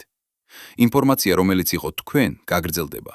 არა როგორც ცალკე ცნობიერი სუბიექტი, არამედ როგორც ძაფი კოსმოსურ ქსოვილში, შაბლონი ინფორმაციაში, რომელიც ვრცელდება და გავლენას ახდენს მომავალზე გზებით, რომელთა დანახვა ვერასოდეს შეგეძლებათ. ეს არის ფიზიკის შეთავაზება, არა პირადი უკვდავება, არამედ ტრანსფორმაციული უკვდავება. არა გაგრძელება, არამედ ინტეგრაცია. არა განცალკევება, არამედ დაბრუნება. თქვენ იყავით საკმარისად ღრმად, საკმარისად სრულად, საკმარისად ნამდვილად, ხნამდვილად, რომ დატოვოთ კვალი, რომელიც არასოდეს ფუნდამენტურად ვერ გაქრება. და ეს არ არის ცუდი სახის უკვდავება. რას ფიქრობთ? რა არჩევანს გააკეთებთ თქვენი დროით, თქვენი ენერგიით, თქვენი ერთი უნიკალური შეუცვლელი არსებობით? სამყარო იცის. რადგან თქვენ არა მხოლოდ ნაწილი ხართ სამყაროსი, თქვენ ხართ სამყარო, რომელიც იცის თავის თავს. თქვენ ხართ კოსმოსი, გაღვიძებული თავის შესახებ საკუთარი სასწაულის. და ეს, მე ვფიქრობ, არის ყველაზე მნიშვნელოვანი ჭეშმარიტება ყველაფრისგან. ახლა როცა გავიგეთ, რომ ინფორმაცია არასოდეს ქრება და შეგნება შეიძლება იყოს ფუნდამენტური თვისება რეალობისა, დროა განვიხილოთ ერთი უცნაური იდეა, რომელიც გამომდინარეობს ამ ყველაფრიდან. რას ნიშნავს არსებობა დროის განსხვავებულ წერტილებში? დაფიქრდით რამდენიმე წამს თქვენს მოგონებებზე, თქვენი დაბადების დრეზე, როცა 5 წლის იყავით, თქვენს პირველ სკოლის დრეზე, თქვენს პირველ სიყვარულზე. ეს მოგონებები გრძნობენ თავს როგორც წარსული, რაღაც რაც იყო, მაგრამ აღარ არის. მაგრამ სად არის ის 5 წლის ბავშვი ახლა? ერთი პერსპექტივით ის ბავშვი აღარ არსებობს. ის გახდა თქვენ, უფრო ასაკოვანი, უფრო გამოცდილი, შეცვლილი დროის მიერ. მაგრამ სხვა პერსპექტივა, რომელიც მოდის თანამედროვე ფიზიკიდან, ის ბავშვი კვლავ არსებობს, სრულიად როგორც რეალური, როგორც თქვენ ახლა. ალბერტ აინშტაინის ფარდობითობის თეორია ასწავლის ჩვენ, რომ დრო არ არის აბსოლუტური. არ არსებობს უნივერსალური ახლა მთელი სამყაროსთვის. ორი მოვლენა, რომელიც ერთი დამკვირვებლისთვის ხდება ერთდროულად, შეიძლება მოხდეს სხვადასხვა დროს სხვა დამკვირვებლისთვის, რომელიც მოძრაობს განსხვავებული სიჩქარით. ეს არის ექსპერიმენტულად დადასტურებული ფაქტი. ატომური საათები, რომლებიც მფრინავენ თვითმფრინავებზე, ნამდვილად ანელებენ შედარებით საათებთან, ბიტ საათებთან, რომლებიც დარჩა დედამიწაზე. განსხვავება მცირეა, მილიარდი ნაწილი წამის, მაგრამ გაზომვადი და პროგნოზირებადი აინშტაინის განტოლებებით. თუ დრო რელატიურია, მაშინ წარსული და მომავალი ასევე რელატიურია. რაც იყო თქვენთვის, შეიძლება ჯერ კიდევ ხდება ვინმესთვის სხვაგან სამყაროში, რომელიც მოძრაობს განსხვავებული სიჩქარით. და რაც იქნება თქვენთვის უკვე მოხდა სხვა დამკვირვებლისთვის. ეს გვიყვანს მოდელთან, რომელსაც ფიზიკოსები უწოდებენ ბლოკ სამყაროს. ამ მოდელში მთელი დრო, წარსული, აწყვო, მომავალი არსებობს ერთდროულად. სამყარო არ არის სამგანზომილებიანი სივრცე, რომელიც იცვლება დროში. ის არის 4განზომილებიანი ბლოკი სივრცე დროს, სადაც ყველა მოვლენა, წარსული, აწყვო, მომავალი არსებობს ერთდროულად, თუმცა სხვადასხვა ადგილებში დროის განზომილებაში. თუ ეს მართალია, მაშინ ის 5 წლის ბავშვი, რომელიც თქვენ იყავით, კვლავ არსებობს. არა როგორც მოგონება, არამედ როგორც რეალური არსებული ენტიტეტი გარკვეულ ადგილას სივრცე-დროის ბლოკში. თქვენ ახლა არ ხართ მისი ჩანაცვლება, თქვენ ხართ მისი გაგრძელება, განსხვავებული ფრჩხილი იმავე 4განზომილებიანი ობიექტის, რომელიც მოფენილია დროის განზომილებაში. რას ნიშნავს ეს სიკვდილისთვის? ეს ნიშნავს, რომ სიკვდილი არ არის თქვენი არსებობის ბოლო. ის არის თქვენი სივრცე-დროში არსებული ობიექტის ბოლო წერტილი. მაგრამ თქვენ, მთელი თქვენი სიცოცხლე, დაბადებიდან სიკვდილამდე, კვლავ არსებობს სივრცე-დროის ბლოკში, ისევე პერმანენტული, როგორც მთა ან პლანეტა. წარმოიდგინეთ თქვენი სიცოცხლე როგორც ხაზი, რომელიც დახაზულია სივრცე-დროზე. ხაზს აქვს დასაწყისი, თქვენი დაბადება და ბოლო, თქვენი სიკვდილი. მაგრამ ხაზი თავისთავად არ ქრება იმის გამო, რომ თქვენ მიაღწიეთ მის ბოლოს. ის კვლავ იქ არის, სრულიად და სრულყოფილად, როგორც ის ყოველთვის იყო. ფიზიკოსი ჯულიან ბარბურმა წავიდა კიდევ უფრო შორს. მისი წიგნით დროის დასასრული, ბარბური ვარაუდობს, რომ დრო საერთოდ არ არსებობს როგორც ფუნდამენტური რეალობა. ის, რასაც ჩვენ აღვიქვამთ როგორც დროის გავლას, ნამდვილად არის თანმიმდევრობა ახლების, მომენტების, რომელთაგან თითოეული სრულიად არსებობს თავად, დამოუკიდებლად. ამ შეხედულებით თქვენ არ ამოძრაობთ დროში. ის, რასაც თქვენ გრძნობთ როგორც მოძრაობას, არიბას არის უბრალოდ ფაქტი, რომ სხვადასხვა ვერსიები თქვენისა, თქვენ ბავშვობაში, თქვენ ახლა, თქვენ მომავალში, ყველა არსებობს და ყველა გრძნობს თავს როგორც ახლა მათი საკუთარი პერსპექტივიდან. ეს ჟღერს როგორც მეტაფიზიკური სპეკულაცია, მაგრამ ის მოდის პირდაპირ ფუნდამენტური ფიზიკიდან, კერძოდ განტოლებებიდან, რომლებიც აღწერს სამყაროს კვანტურ დონეზე. ეს განტოლებები, ცნობილი როგორც უილერ-დევიტის განტოლება, შეიცავს დროს როგორც ცვლადს. სამყარო როგორც მთლიანობა არ ვითარდება დროში, ის უბრალოდ არის. თუ ეს მართალია, მაშინ რას ნიშნავს სიკვდილი? სიკვდილი არის უბრალოდ წერტილი თქვენს სივრცე-დროის ტრაექტორიაზე. მაგრამ თქვენ როგორც სრული 4განზომილებიანი ობიექტი, კვლავ არსებობთ სრულიად. ყოველი მომენტი თქვენი ცხოვრებისა, ყოველი აზრი, ყოველი გრძნობა, ყოველი გამოცდილება კვლავ ხდება თქვენს ახლაში, იმ მომენტისა. გაიხსენეთ, როგორც ბავშვი, როცა თამაშობდით ეზოში მზიან დრეს. ის მომენტი არ მოვიდა და წავიდა. ის მომენტი არის სრულიად და ნამდვილად გარკვეულ კოორდინატებზე სივრცე დროში და ის ყოველთვის იქნება იქ. ეს პერსპექტივა ქმნის განსხვავებულ სახის უკდავებას, არა ვიზუალურად გრძელდება მომავალში, არამედ პერმანენტულად არსებულ წარსულში. თქვენი სიცოცხლე არ არის დროებითი სიხარულის და ტკივილის თანმიმდევრობა, რომელიც ქრება სიკვდილის შემდეგ. ის არის პერმანენტული სტრუქტურა სივრცე დროის ქსოვილში, რომელიც არასოდეს შეიძლება შეწყვიტოს არსებობა, რადგან ის არასოდეს არსებობდა დროში პირველ რიგში. ის არსებობს როგორც დრო. რას ფიქრობთ ამ იდეაზე? აძლევს თუ არა ის ნუგეშს?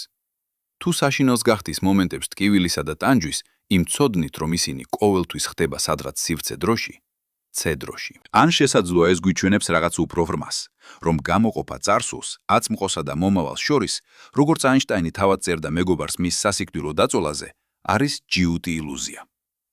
ყველაფერი, თქვენი მთელი ცხოვრება, ყოველი მომენტი, რომელსაც ოდესმე გამოცდილი იქნა, არის ახლა უფრო ღრმა, უადო აზრით.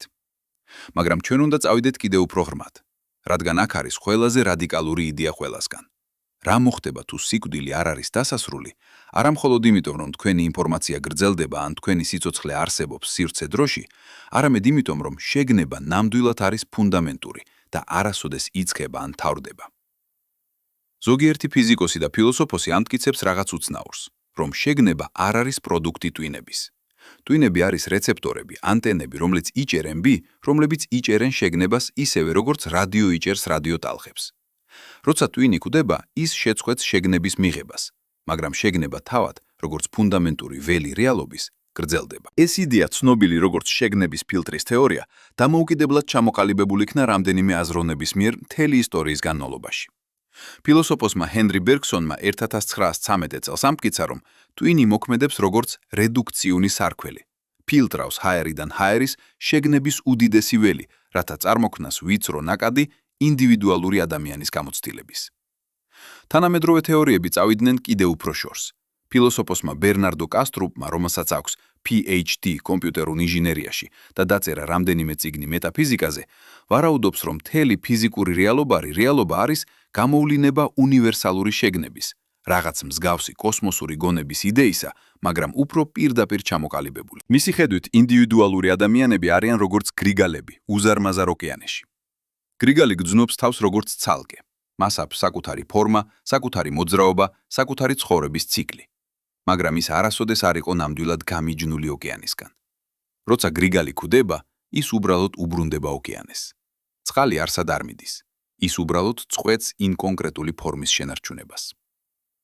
ასევე კასტრუპის თეორიაში, როცა თქვენი სხეული კვდება, თქვენი ინდივიდუალური შეგნება, თქვენი გრიგალი დასრულდება. მაგრამ ის არის უბრუნდება უნივერსალურ შეგნების, საიდანაც ის ოდესმე გამოჩნდა. და იმიტომ, რომ თქვენ არასოდეს არ იყავით ნამდვილად გამიჯნული იმ უნივერსალური შეგნებისგან, თქვენი დაბრუნება არ არის დაკარგვა, ის არის თანხმობა. ეს ჟღერს როგორც რელიგიური ან სულიერი იდეა და რამდენიმე აზრით ესაა. მაგრამ კასტრუპი და სხვები, რომლებიც მუშაობენ ამ სფეროში, არ მოითხოვენ რწმენას. ისინი მიმართავენ ფიზიკას, კონკრეტულად კვანტური მექანიკის გაუგებრობას, როგორც მტკიცებულებას, რომ კონვენციური მატერიალისტური მოდელი არასრულია. და აქ არის დამაფიქრებელი ფაქტი. კვანტური მექანიკა ნამდვილად არ შეესაბამება მატერიალისტურ სამყარო ხედვას, სადაც შეგნება არის შემთხვევითი თანაპროდუქტი ქიმიური რეაქციებისა ტვინში. კვანტურ მექანიკაში, როგორც ვნახეთ, დაკვირვება თამაშობს ფუნდამენტურ როლს, არა მხოლოდ როგორც პასიური ჩაწერა, არამედ როგორც აქტიური მონაწილე რეალობის ფორმირებაში. თუ რეალობა რეალურად არ არსებობს კონკრეტული ფორმით, სანამ არ დაიკვირვება, მაშინ რა არის დაკვირვება? და ვინ ან რა აკეთებს დაკვირვებას მთელ სამყაროზე, როცა არავინ უყურებს? ზოგიერთი ფიზიკოსი გვთავაზობს, რომ სამყარო აკვირდება თავის თავს თავისი უამრავი შიდა ურთიერთქმედების საშუალებით, რომ ცნობიერი დამკვირვებლები არ არის საჭირო. მაგრამ ეს კვლავ ტოვებს კითხვას: რა იცის სამყარო თავის თავზე? და როგორ არის ეს ცოდნა განსხვავებული შეგნებისგან? ჩვენ ბრუნდებით იმავე საიდუმლოებასთან, რაც წყობს ფიზიკის გულში. რა არის ინფორმაცია, რა არის დაკვირვება, რა არის ცოდნა, რა არის შეგნება და როგორ ურთიერთობენ ისინი ფუნდამენტურ სტრუქტურასთან რეალობისა. არავის ზუსტად იცის, მაგრამ რაც უფრო ღრმად ჩაუღრმავდებით, მით მეტად ჩანს, რომ შეგნება არ არის შემთხვევითი დამატება სამყაროში ატომებისა და ველებისა. ის ჩანს როგორც ფუნდამენტური ასპექტი იმისა, თუ რა არის სამყარო. და თუ ეს მართალია, მაშინ სიკვდილი, შეწყვეტა ინდივიდუალური ეგოს, გრიგალის დასრულება არ არის განადგურება. ის არის ტრანსფორმაცია, დაბრუნება, თანხმობა უფრო დიდ მთლიანობასთან, რომელიც ყოველთვის იყო ჩვენი ნამდვილი ბუნება. რას ფიქრობთ ამ შესაძლებლობაზე? ქმნის თუ არა ის განსხვავებულ დამოკიდებულებას არა მხოლოდ სიკვდილის მიმართ, არამედ თქვენი ცხოვრების, ახლა, აქ, ამ მომენტის მიმართ. დარჩით ჩემთან, რადგან ახლა ჩვენ უნდა განვიხილოთ ყველაზე პრაქტიკული კითხვა ყველასგან. თუ ყოველივე ეს მართალია, თუ შეგნება ნამდვილად არის ფუნდამენტური, თუ ინფორმაცია ნამდვილად არასოდეს ქრება, რას უნდა აკეთებდეთ ამით? როგორ უნდა იცხოვროთ? აი ჩვენ ვართ, მოგზაურობის ბოლოს. ჩვენ გავიარეთ კვანტური მექანიკის უცნაური სამყაროდან, კოსმოსურ ქსელებამდე, შეგნების საიდუმლოებამდე, დროის ბუნებამდე. ყველა ეს იდეა მიგვიყვანდა ერთ დასკვნამდე. სიკვდილი, როგორც ჩვენ მას ველით, არ არის ანიჰილაცია, ის არის ტრანსფორმაცია. მაგრამ ახლა მოდით ვიყოთ სრულიად გულწრფელები. ყოველივე ეს ცოდნა, ფიზიკის განტოლებები, ფილოსოფიური თეორიები, მეტაფიზიკური სპეკულაციები, რა საქმეს ჩვენთვის, როცა ჩვენ ვაწყდებით სიკვდილს? არა როგორც აბსტრაქტულ კონცეფციას, არამედ როგორც კონკრეტულ, შემაშინებელ რეალობას, როცა ექიმი გეუბნება, რომ გაქვთ 6 თვე სიცოცხლე. როცა ზიხართ სათხეოში საათობით სუნთქვა იმისთვის, რომ სუნთქოთ. როცა უყურებთ საყვარელ ადამიანს, რომელიც ნელ-ნელა ქრება დემენციაში, მათი შეგნება ქრება მანამ-მანამ, სანამ მათი სხეული კვდება. ამ მომენტებში აქვს თუ არა რაიმე განსხვავება იმის ცოდნას, რომ ინფორმაცია არ ქრება? აქვს თუ არა რაიმე ნუგეში იმის გაგებას, რომ თქვენ ხართ სამყაროს გზა თავის შემეცნებისა? ზოგიერთი ადამიანისთვის დიახ. ის იმასაც გამოხატავს უზარმაზარ განსხვავებას. ისინი აცნობიერებენ, რომ მათი შიში სიკვდილის არ არის შიში არარაობის, რადგან არარაობა ფიზიკურად შეუძლებელია, არამედ შიში კარგავს ამ კონკრეტულ იდენტობას, ეს კონკრეტულ პერსპექტივას, ეს კონკრეტულ თავი. და როცა ისინი იღებენ, ნამდვილად იღებენ, რომ ეს თავი ყოველთვის იყო დროებითი, ითი, მაგრამ ის, რაც მათ ნამდვილად არიან, შეგნება, ინფორმაცია, პროცესი, არ შეიძლება განადგურდეს. განადგურდეს რაღაც ფუნდამენტურად იცვლება. სიკვდილი რჩება უცნობად, ის რჩება გარდამავალად, მაგრამ ის წვეთს იყოს შემაშინებელი. მაგრამ სხვა ადამიანებისთვის, და ეს სრულიად ვალიდურია, ეს ყველაფერი უკან გრძნობს როგორც ცივი ნუგეში. რადგან ის, რასაც ისინი გინდათ, არ არის ვაგი უადო არსებობა ინფორმაციის ფორმით. ის, რასაც მათ გინდათ, არის ეს კონკრეტული შეგნება, ეს კონკრეტული თავი, ეს კონკრეტული ცხოვრება, გაგრძელდეს. და ფიზიკა არ სთავაზობს ამას. ფიზიკა გვთავაზობს ტრანსფორმაციას, არა გაგრძელებას. გვთავაზობთ პერმანენტულობას ახალი ფორმით, არა გადარჩენას ძველი ფორმის. ეს გამწვავებს შემდეგ კითხვას. როგორ უნდა ვიცხოვროთ, ცოდნით, რომ ეს ცხოვრება, ეს კონკრეტული სუბიექტური გამოცდილება არსებობისა დასრულდება. სხვადასხვა ადამიანებმა ისტორიის მანძილზე იპოვეს სხვადასხვა პასუხები. ზოგიერთი ირჩევს მაქსიმალიზაციას. ისინი ცდილობენ აიტაცონ ყოველი წამი, შექმნან რაც შეიძლება მეტი, დატოვონ რაც შეიძლება დიდი კვალი. ვიცოცხლებს სრულყოფილად ამბობენ ისინი, ისე რომ როცა სიკვდილი მოვა, ვიცოდე რომ გამოვიყენე თითოეული წუთი. ეს მიდგომა აქვს მშვენიერება. მას აქვს სიცოცხლის უნარიანობა, პასიონალურობა, ინტენსიობა, მაგრამ მას ასევე შეუძლია გახდეს დამოწმებული. რადგან როცა გადააქცევთ ყველა მომენტს შესაძლებლობად შექმნათ რაღაც, გამოტოვებთ მომენტს უბრალოდ იყოთ, უბრალოდ არსებობდეთ, გამოცდილი იქნათ, იყოთ ცოცხალი. სხვები ირჩევენ მსვლელობას. ისინი აცნობიერებენ, რომ თუ მათი ინდივიდუალური თავი დროებითია, მაშინ საუკეთესო რაც შეუძლიათ არის შემცირდეს მათი მიჯაჭვულობა იმ თავზე. ისინი პრაქტიკავენ მედიტაციას, თვითშემეცნებას, ბუდისტურ გზებს განშორების და არარაობის. მათი მიზანია აცნობიერება, რომ მე ყოველთვის იყო ილუზორული და ამრიგად სიკვდილი კარგავს თავის ძალას. ეს მიდგომა ასევე აქვს სიბრძნე. ის გთავაზობთ მშვიდობას, მისაღებს, თავისუფლებას შიშიდან. მაგრამ მას ასევე შეუძლია გახდეს ფორმა თავიდან აცილების. რადგან თუ ყველაფერი ილუზორულია, თუ მე არ არსებობს ნამდვილად, მაშინ რატო უნდა ზრუნავდეთ რამის შესახებ?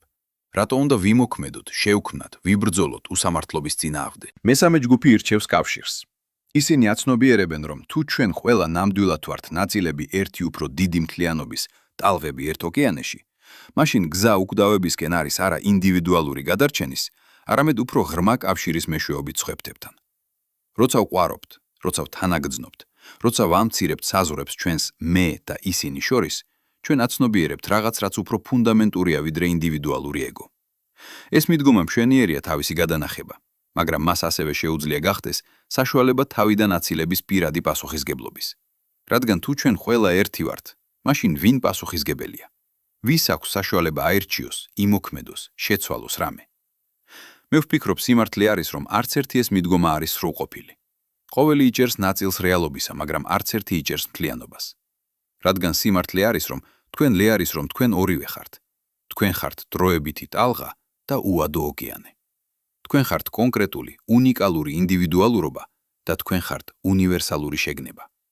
თქვენ ხართ თქვენი თავი და თქვენ ხართ ყველაფერი. და ეს ნიშნავს, რომ გზა ცხოვრებისა არ არის ან/ან, ის არის და. იყავით სრულიად ინტენსიურად, პასიონალურად ცოცხალი და აცნობიერეთ, რომ ეს ინტენსიობა დროებითია. შექმენით, მოქმედეთ, დატოვეთ კვალი და იცოდეთ, რომ თქვენი კვალი შერწყმული იქნება უფრო დიდ შაბლონში, გვერდით კვალებთან ბილიონობით სხვა ცხოვრებისა.